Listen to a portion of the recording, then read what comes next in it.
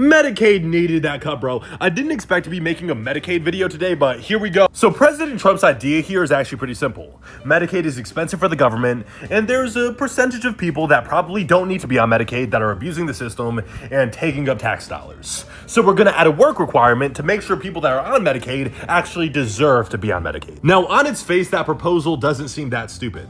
Okay, let's stop the people from abusing the system, sure, I guess. But actually trying to implement something like this has so many unintended side effects that it's not worth it in the first place at all. First of all, they're cutting $1 trillion.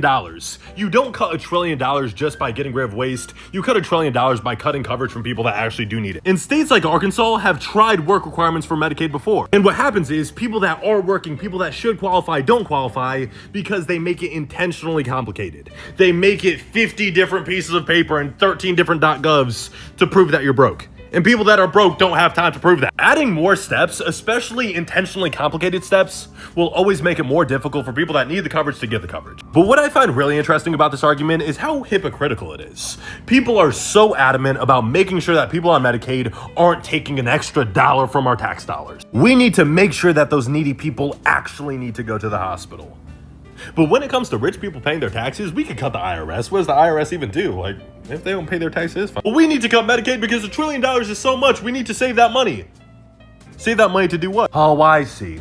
We need to make sure that people that don't work enough don't go to the hospital so my rich homeboy could get a tax cut, obviously.